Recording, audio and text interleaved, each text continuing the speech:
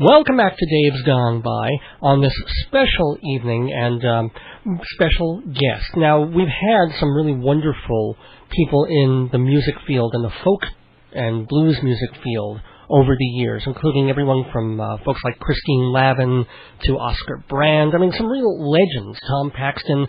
We've got another icon and legend tonight. Hello. Hi, David Bromberg, please. Yeah, this is David. Thank you so much for trying to visit. What a difficult night. Yeah, Our home phone sort of completely died. Is it icy there, or is it just... Yeah, it's pretty icy out. The phone companies are not very dependable. Well, at least that's what cell phones are for, I guess. Well, I'm glad to speak to you, and thanks so much for taking the time out. What's the station? It's WGBB in Long Island. Ah, okay. Is it a Pacifica or a public broadcasting station? Nothing like that. It's actually a commercial station. Commercial radio. Hot dog. God, yeah. One of the oldest radio stations in the country. It's around since 83 years now on Long Island. So it's had its ups and downs, but we're still here and pretty happy about that. So, and my show's been running since 2002. It's called Dave's Gone By. And just really happy to be talking to you. So well, thank you. I'm grateful for your interest. Do you have a good enough signal from me? It's obviously a landline would be better, but it's good enough. You might the voice is a little but you're certainly listenable. It's okay. And I have your CD, so I won't be playing that through the phone line. So that'll sound even better. And actually, I'm in a small city, not a small town. Oh, excuse me. It's about 70,000 or 80,000 people here. Well, they made it kind of a big deal, apparently, when you moved there, because you got involved in the arts scene when you moved there very quickly.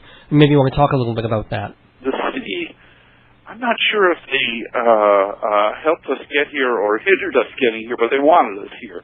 And I had some meetings with the mayor who said that there used to be live music all along Market Street, which is the street that I live on. Excuse me.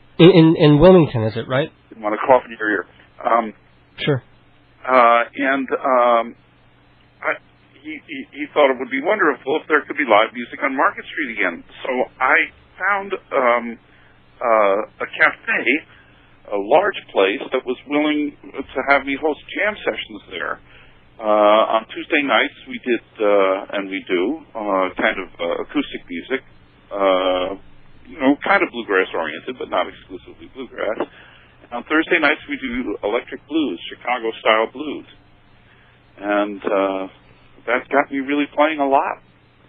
And you had not been playing, well, you've been doing some live gigs for the past few years, and you haven't released any albums in 17 years, and we'll certainly get to that.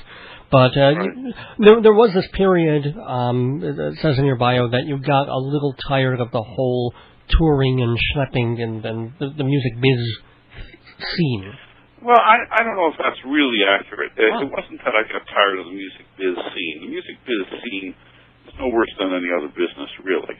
But I got burnt out with touring. I was touring at an insane level. During one period, I was on the road for 2 years without being home for as long as 2 weeks. Ooh. And that takes its toll, and that's what got to me. And strangely enough, or stupidly enough, I didn't realize that I was burnt out. I thought I just wasn't a musician anymore because I'd get off the road and I wasn't practicing, I wasn't jamming, and I wasn't writing. So I went through a big personality crisis and decided to change my life because I didn't want to be one of these guys phoning it in, reluctantly, going on stage because it was all he knew how to do. Right. Well, actually, this leads to kind of a side question. Now, you were known from the very beginning for your skills as a guitarist. Certainly one of the premier names in folk and bluegrass guitar. Is there a point where you get better and better and better, and then even if you practice all the time, you don't get better anymore. You're just trying to maintain your level of skill. And then even after that, it gets harder. Even if you do practice, it's hard to maintain that level. Is that true, or do you feel in some ways you still get better? I don't think it is true, actually. Okay. I think that all of us who spend a lot of time with an instrument have times when we hit these kind of plateaus where it seems very difficult to advance. But if you do keep practicing, you do advance. And there's no end to it. You can never. No one is ever as good as they can be on any musical instrument. There's always more. Well, when did you pick up the guitar? When was that first moment when you held one and said, "Hey, this may be fun"? When I was 13. Mm-hmm. Bar mitzvah present? Sorry? I said bar mitzvah present? No. I was teasing. My brother had played guitar and I had played flute, so I could read music. But I really wanted to play the guitar, but it wasn't until I got the measles at 13, which is kind of late to get the measles. I borrowed one of my brother's guitars and one of his books, instruction books, a Mel Bay book, and started to teach myself to play guitar. And did you I'm here? Yeah. Did you realize that you were improving rapidly or more markedly than, say, other kids who were dilettantes at the piano or the violin? And we'll certainly talk about violins in a little bit. But I mean, did you feel, oh my gosh, I'm really adept at this? No. Oh. No. I was not one of these people to whom it comes easy. I practiced a whole lot, and it always seems like the progress is dreadfully slow. And I don't know that it really was slow, but it always feels that way.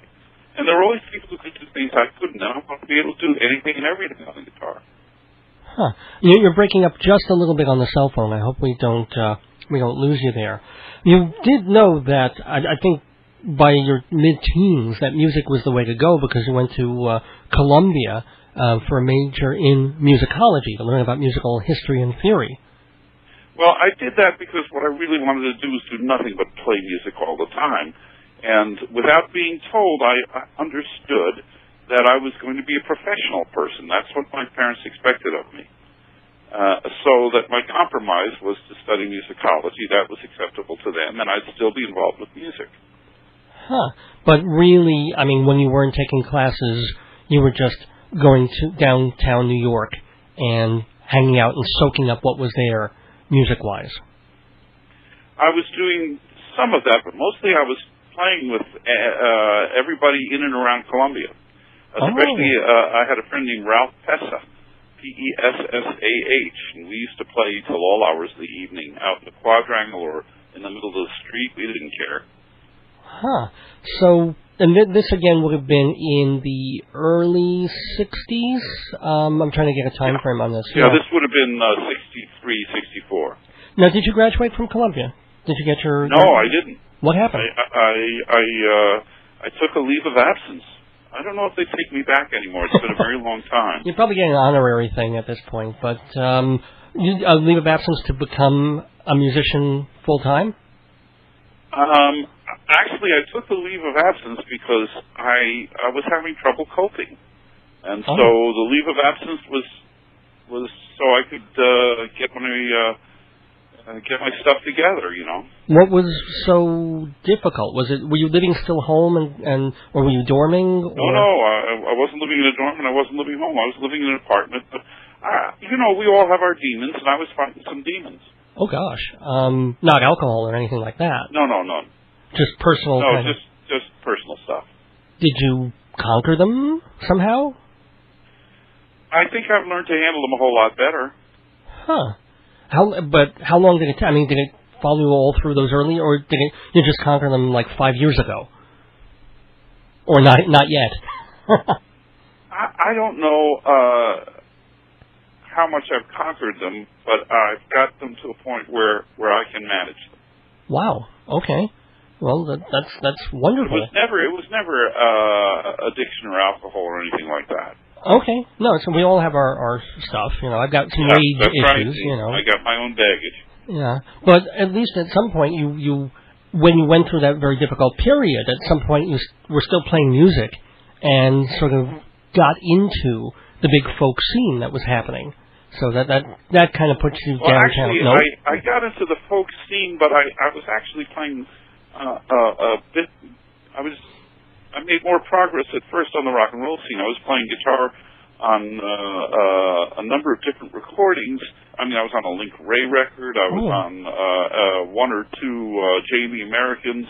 I was recording for as a session player for Mercury for these made-up bands. They had Archie and the Archies and Steam and the Left Bank and all these things.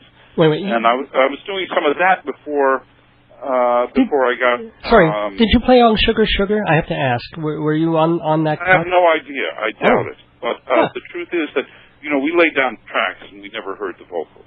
Oh wow. Okay. So from Mercury, were those bad years, or did you, like Graham Parker, have mercury poisoning, or were you so, just session man, so you weren't even affected by that? Session man. So okay. Wasn't so bad. So then how did you sort of move into a different circle of musicianship? Well, I was always interested in every kind of music I heard, and I started hanging out in the village and playing. I'd always loved folk music, so I started playing with some folk musicians. And the first successful professional to hire me as an accompanist was Tom Paxton. Oh I was gosh! a guitar player for a little bit. Were you on any of his albums, or was this really early? Oh, I was on one of his albums on Elektra, and then later I've been on at least two of his albums. Cool. And if Paxton was hooked up with everybody else from the folk scene in that era, so you must have been around all those people too. Was it? Well, I also ran into this guy who eventually was called Jerry Jeff Walker, although that wasn't what he was called when I ran into him. Mm-hmm. He was part of a jazz fusion rock and roll band, but wrote songs that were much more country. And I was Jerry Jeff Walker's guitar player for a few years. We're talking with David Bromberg on Dave's Gone By. And so far, all the assumptions that I've been making about your career are, I have the template from your bio of it, but everything I've assumed you said is completely wrong. So this is so much fun for me to just have me say, well, this happened, didn't it? And you're like, well, not really. So we might as well just go further with that. And then so once you were in that scene, you hooked up with some fairly major people, and eventually also got a recording contract with Columbia Records. Mm-hmm. Oh, okay, that part's true. That part I got right. The recording contract came about as a result of my being at the last Isle of Wight festival to accompany Rosalie Sorrells. And we were there on a Wednesday, and the press didn't get there till Friday. However, there were 200,000 unpaid people who had knocked down the fences. There were 200,000 people there. Wow. And audiences that don't pay are the toughest audiences. And they booed a lot of performers off the stage, some very good ones. And you're not going to say who, are you? just. Well, it doesn't matter because it wasn't their fault. I mean, no. I'm not. They booed Christofferson. Wow. And he was on either just before or just after us, I forget. And so it was, broad daylight, and we went up there, and they started giving Rosalie a hard time. Her thing is an intimate thing. Mm-hmm. And she asked me to sing a tune of mine, which was kind of a long, funny thing called the Bullfrog Blues that I used to do. Mm-hmm. And it was the first time she'd ever asked me to do a song in the middle of her set, and the last time. But it was the best time. So I did this song, and the crowd liked me. They liked it so much that when I finished that song, they permitted Rosalie to finish her set and were receptive. Wow. And when we came off stage, the promoters approached me and asked me if I'd come back and do more at dusk. I forget what they said, dusk or 6 p.m., one or the other. But at that point, I didn't realize it, but with an outdoor concert, dusk is the very best time to perform. Oh, wow. So I came back and I said, how many songs would you like me to do? And they said, do an hour. And I don't think I'd ever done an hour. But I got at least 3 encores. I can't remember how many. But the crowd, I was their guy. I was their pet. I don't know why. They really liked me. And Columbia Records was there recording it. A gentleman named Teal Macero was doing the recording, and he recommended to Columbia that they sign me to a contract for a very small amount of money. well, actually, not bad that you're a Teal. It seemed like a lot of money at the time. How much? Can you say how much it was? It was $25,000. Oh well, that's Well, I was legitimate, but I had friends in the village who'd been signed before me for $400,000. Well, yeah, but your friends included Bob Dylan and Peter, Paul, and Mary, Well, not. At that point, I hadn't met any of Peter, Paul, and Mary, but I did meet, I guess, all three of them later. Well, and Bob Dylan I met later. I was speaking actually of Loudon Wainwright. Oh my gosh! Well, that's a nice signing bonus for him. Nice. I didn't realize. Congrats. He's worth it. I mean, he's wonderful. Yeah, and he was. Were you also considered one of the quote unquote new Dylans, or did you avoid that tag, like when your first album came out? I don't think anybody ever put that tag on me. For one thing, I didn't make a thing out of being a songwriter. I had some of my own songs on the record, but I had a lot of traditional material, too. Right. I didn't feel compelled to only sing things I wrote myself. Right. What I developed into, perhaps more than a songwriter, although I continued and still continue to write songs, is a band leader.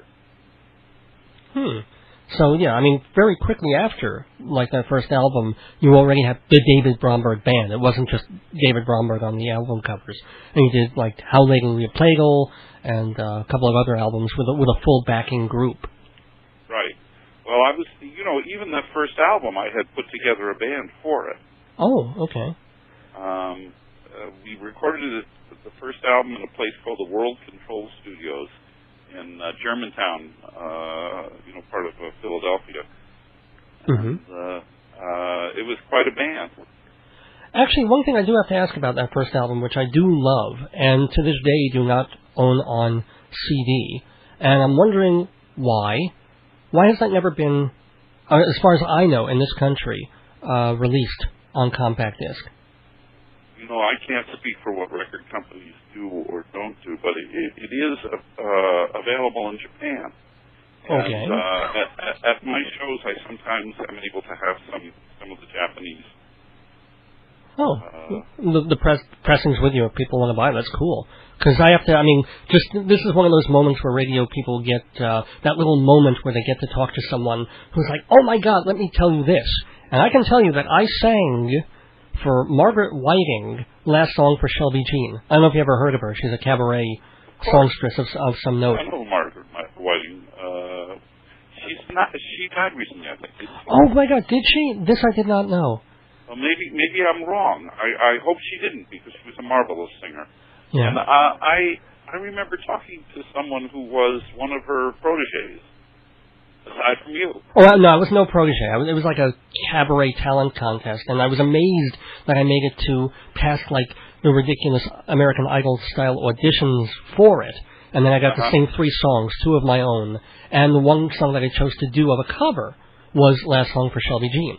Because I love that. I'm very flattered. Yeah, and that's a wonderful song. So, in some ways, I'm a little disappointed over the years that you didn't write more of your own material. You do have one or two songs on the new album. I think we should tell everybody, of course, that you have a new album out called Try Me One More Time on Apple. It's actually not out yet. The release date is February 27th.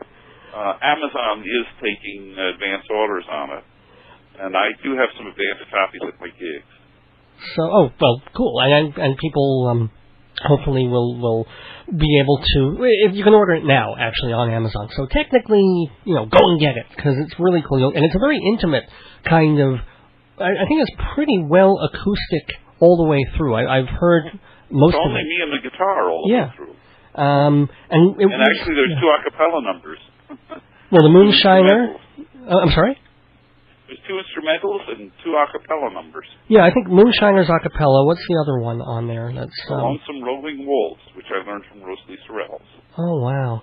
And, well, as I was told by the folks at Appleseed, a couple of the numbers that are getting a lot of airplay on the college stations and the independent stations include the title track, which you wrote, Try Me One More Time, and you also do a very kind of acoustic-y, bluesy, fun, It Takes a Lot to Laugh, It Takes a Train to Cry.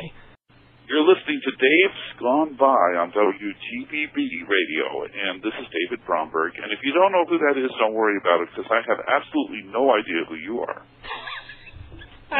That was beautiful. Okay, we've got to talk about the Dylan stuff, because every folk and musical guest I get on here, I do have to ask the Dylan question. So how did you guys hook up? You played on a few of his albums. Tell. I met him at the bitter end in New York City, and whether he was there to hear me or Jerry Jeff Walker, who I was playing with at the time, I was probably there to hear Jerry Jeff, but he did ask me to play on a couple of his records, and we became friends, and we did some work together, and I enjoyed every minute of it. Now, is it true that he would want to do a song maybe once, just rush it through, get everybody to know the chords, then the second time would be the take? Or is that just more legend? I'd say there's more truth than not to that, but I think rush is not a good word to put in it. Okay. My feeling is that he really felt that he wanted to get as much of the real spontaneity and spark in everything that he did. So doing it over and over was not on the program, and I think he's right. And that was okay by you? You had no trouble following the cues? No, I never had any trouble with that. But was there ever a point, I mean at that point, but he was such a genius spirit that he was generally right about his instincts. I mean, if he was there, whereas later on, let's say, you were wondering, didn't someone in the studios tell him, well, your voice was flat, or you should have done another take on that? Back then, was anybody able to tell him, it was good, but we should go for one more? Or did you all trust him implicitly and explicitly? Well, I was just a guitar player. I was not producing the sessions. Right. Later, okay. I did produce something of his, which is yet to be released, but it's kind of interesting stuff. Oh, what? And I'm sure someday it will be released. But the period that you're talking about, it was not my place to say you were flat or let's do that again. Oh, well, sometimes bands have, they'll say, I hit a wrong note, or, but I guess you knew your place at that time, and we're just happy to be there, I didn't hit, I didn't hit a lot of wrong notes. Oh, I didn't, okay. I didn't mean that personally. It's just that the tunes that we did I understood what the songs pretty well. Yeah, and I also knew that if I did something bad, they could duck me in the mix. Although the truth is that Bob liked to use, or my feeling, I shouldn't say what Bob likes. Only he can say what he likes. Mm-hmm. But my understanding is that he took the word recording in its literal sense. He wanted to make a recording of what was happening at that instant, which does not mean overdubs and replacing things and so on. You follow me? Yes, absolutely. So that was always my impression of what he was after, and that's also what I did on my new CD. Yeah, I mean, it has a very very intimate sound. Where physically was it recorded? Your home studio, or did you go to a little place in Delaware? Where was I've never had a home studio. I never wanted to have a studio in my house. But there was a studio in Elkton, Maryland, that my wife's group called Angel Band. It's a wonderful band, and I'm a guitar player in it. And they recorded their CD in this studio called Target Studios in Elkton, Maryland, which is a small town. And I was very, very impressed with the owner and engineer. He, big city talent in a small town. Mm-hmm. And his rent got raised or something, and he moved out of the 3-store shopping center he was in to Wilmington across the street from me. So it was very easy for me to go across the street, record for just a few hours, do 1 or 2 takes of whatever tune I could think of, and go home. And that's how we did the record. Now, why did you want? I mean, it has been apparently 17 years since your last album, CD. Back then, I don't even know if it would have been an album, or a CD. It might have been an album then. But why suddenly, okay, let's lay something down and get it out there? Well, I did a show. I'd started playing again here at all the jam sessions, and I started doing a few shows as you mentioned, for the past 3 years or so. I've been doing some shows, and I was doing one in Texas with Chris Hillman and Herb Peterson. Mm-hmm. And we were sitting around the dressing room talking about who we learned from when we were coming up, and I mentioned to them that I had been one of Reverend Gary Davis's lead boys, and they asked me if I could play any of that stuff, and so I haven't tried to play anything of his in 25 to 30 years, but strangely enough, I could still remember it, and they said, gee, you should be performing that. And I thought about it, and I thought, they're right. I should be performing it, and I should maybe put some of it on vinyl, just to not on vinyl. Vinyl. What do they make CDs out of? Titanium lucite, yeah, that's toxic material, I guess. Yeah. Yeah. So I figured, if only to lead other people to listen to the recordings of the Reverend. He's no longer alive, right? And there's not that many of us who studied with him. So that was the first idea, and the first things I recorded were a couple of Gary Davis tunes, which are on the CD, Trying to Get Home, and I Belong to the Band. Welcome back to Dave's Gone By, and I've got another Dave on the line with me, and I'm so thrilled and happy to be talking to performer David Bromberg. And we've just been talking about the early years, the later years, the new CD, so much to talk about and so much more. And one of the things I wanted to mention, and this struck me in reading one of your bios, it was great fun a couple of years ago when we had as a guest on Dave's Gone By Al Aronowitz, who's a documenter of that era, especially the Dylan and the Stones era, and he knew some of these people, all these Columbia folks like Miles Davis and also Hendrix from Reprise. I mean, he was in all these circles, sometimes in a rather undergroundy way. But I read that he was at one point your manager? He was my first manager. He did not, no offense, but we talked about a whole bunch of stuff, but that didn't come up. What was it like having him as a manager?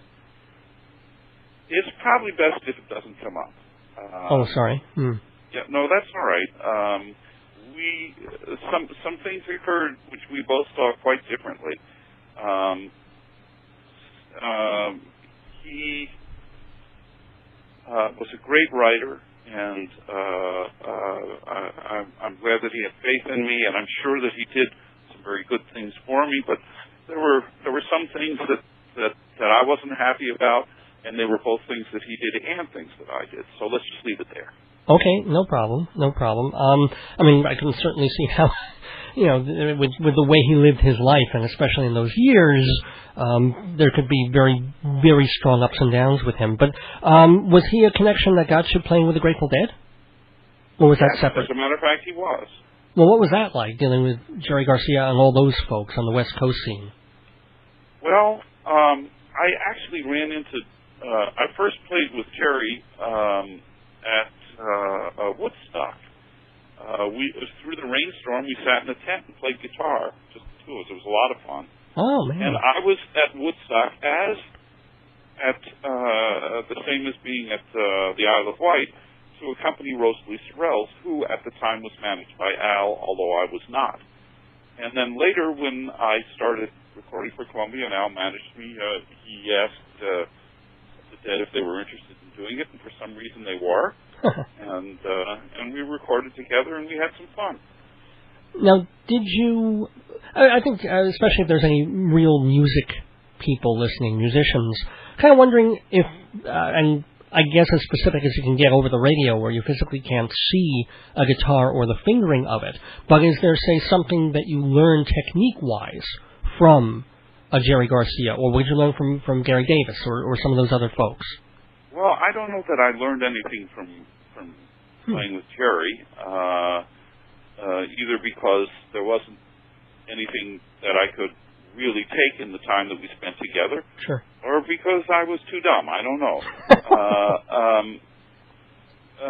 I did learn a great deal from Reverend Gary Davis, though. Like what?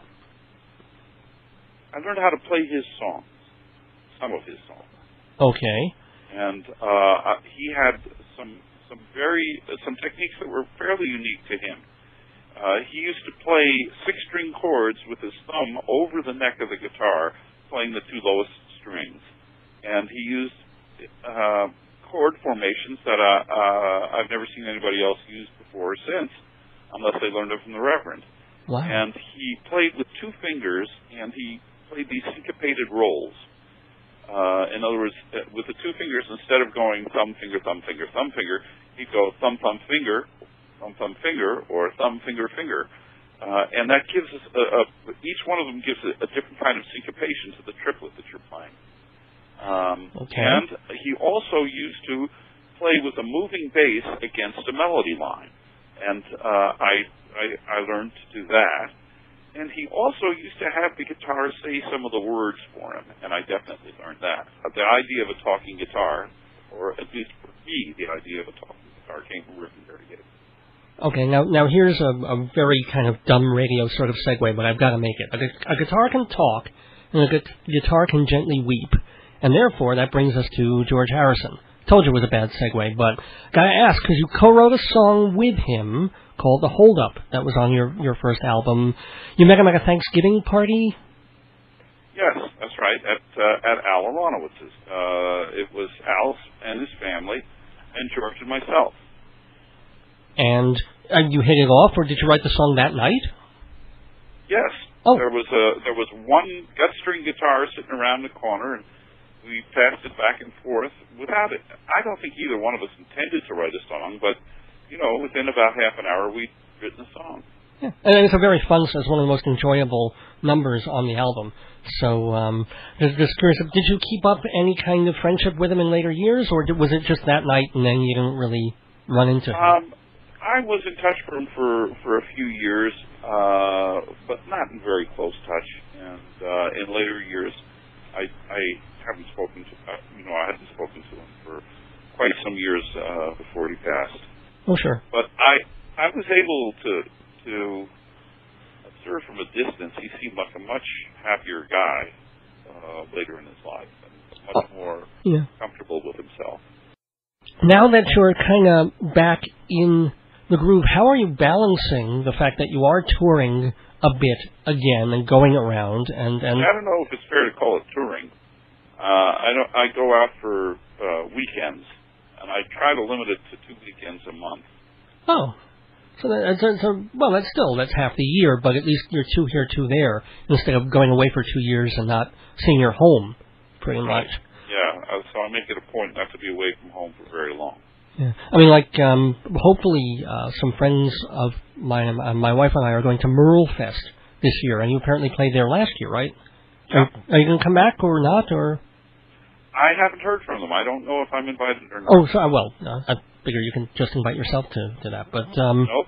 Okay. Did you have fun? I mean, that's I loved it. I had a great time. A bluegrass thing and a folk thing, and people just get up for a couple of days. It's like its own little Woodstock.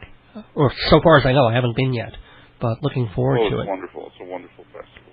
You'll have a great time. Getting to on a more general sense, what would you say, you can pick more than one, but like the greatest single moment of your career, like the moment where you just went, I can't believe I'm so lucky in this life that I'm doing what I love to do, and wow. Well, I should warn you that I'm very bad with overview questions. Okay. As a rule, I cannot answer them at all. And there have been so many moments when I felt to be unbelievably lucky. I mean, one was when I was on the stage all by myself at the Isle of Wight. Absolutely. Another was a time when I was sitting in with Bob Dylan and his band, and he and I traded verses on a lot to laugh, train to cry. Was that at Big Pink? Together. Or where was that? Sorry? I'm sorry? Was that at Big Pink, or where was that? No, that was in Chicago, Illinois, maybe a decade ago. Oh, okay. Maybe not even that long ago. Wow. And what were some of the other, It's hard for me to call them up. There are just too many. Those two came to mind immediately. Well, that's terrific. Are there things that, over the course of your life and career, I mean, again, not getting into, like, the really dark time. It sounds like an overview question coming, and I can't answer them. I don't look at things with an overview. All right. Let's talk violins then. Because that is your main thing. I mean, maybe you're concentrating on the music now because the album's just coming out, and you're doing a couple of gigs. No, my life is also quite intensely devoted to violin. Now, when did that? You were such a guitar person. When did the violin suddenly go like in your heart and mind? At a certain point while I was performing, I had played a lot of fiddle tunes, and many of them I learned from fiddlers. So I had a pretty clear idea of what I wanted a fiddle to sound like, so I decided I should learn to play it myself. Mm-hmm. And the first fiddle I bought turned out to be an American violin, and I have a collector's bent, so I started collecting violins that were made in the United States. And at the point where I got burnt out, and I realized I had to start another life for myself, or I felt I had to. I was living in California, and the place where I found things the most interesting, the most intellectual stimulation I got was in a violin shop. So I decided to learn to make violins, and even more, learn to identify them. That was always what fascinated me. How someone could pick up a violin without reference to the piece of paper inside, which is very frequently incorrect. How somebody could just look at the outside of a violin and tell you who made it, or when and where it was made, or both. Well, you kind of, maybe it was you who wrote this, or maybe I heard it somewhere else, where one of the things that makes a violin special is you should see, like, the tool markings, or certain kinds of aspects of a craftsman who made it. It shouldn't be just this slick piece of wood. Well, it's not so much the tool markings, but which tools the maker used and the manner in which he used them. Many makers, especially the French makers, try and erase any trace of the tools. The French makers tried to make their instruments look like they were created by lasers, whether lasers had been invented then or not. They tried to make perfection. The earlier Italian makers, the greatest violins ever made, do have plenty of tool marks on them. And that's, in talking about my interest in violins and my new CD, which seems like a bizarre thing, but it isn't. For example, the greatest violin makers, such as Stradivari and Monti and Guarnerius, symmetry was not one of the objectives. That wasn't what they were trying to achieve. Sound, I assume, is what they were trying to achieve. I'm sorry? Sound, I assume, is... Sound is part of what you're trying to achieve, but you also want to make something beautiful. You don't want to make something that looks like it was put together like a half-wood but sounds great. To make it look good, that didn't entail making it look untouched by human hands. Okay. And that was kind of the attitude that I had in making my CD. I didn't care if there were some tool marks showing. The rough-hewn kind of feeling to it. And I didn't want it totally rough-hewn. I didn't want it to be, oh my God, this guy can't sing or play at all. This is really rough stuff. I didn't want it to be like that, but I also didn't want it to sound perfect. Right. Like a lot of wonderful records do sound perfect, but I find the ones that I like best have plenty of tool marks on them. So to sort of round this all off, you were doing your violin intensive stuff in Chicago, but then you decided to go to Delaware, which might strike some people as a little bit, well, not necessarily odd, but what happened? What was wrong with Chicago? It's a great town. Well, we didn't want to face another one of the winters there. Understood. And my wife and I are both originally from the East Coast, so in a way it was coming home. And we didn't feel we could afford to live in New York City. And besides, it's pretty cold in New York, so we wanted to get somewhere a bit south of that without being in the South, because we're not really Southerners. So what is... So we ended up being just in Delaware, just barely south of Philadelphia. And how's the winter been? It was pretty good till recently, and it's gotten pretty nasty recently. Yeah, but so is New York, so I'm completely, I commiserate. But it hasn't been as bad here this year as it was in Chicago, so we benefited a bit from it. Well, David Bromberg, I'm just having a wonderful time talking to you. So I guess the question I want to go out on, and I ask this of a lot of the musicians, is what do you listen to? Who are the artists? Who's in your CD player or on your iPod? If you're I don't have an iPod, Mm-hmm. and I listen to so many things on my CD player. I don't know where to start. Is it all in your genre, or do you bounce from like hip hop to, pop to ethnic Ukrainian music? Well, I do like Balkan music quite a bit. Okay. And I think that I listen to a lot of things outside the genre, or the genres. I think you have to use the plural that I play in. But most musicians are like that. I think you'll find most musicians listen to a wide variety of music. Well, I hope certainly that the folks listening to this program will want to listen to the new CD from the wonderful David Bromberg. It's called Try Me One More Time on Appleseed Recordings. Do you have a song that maybe we should play to go out on?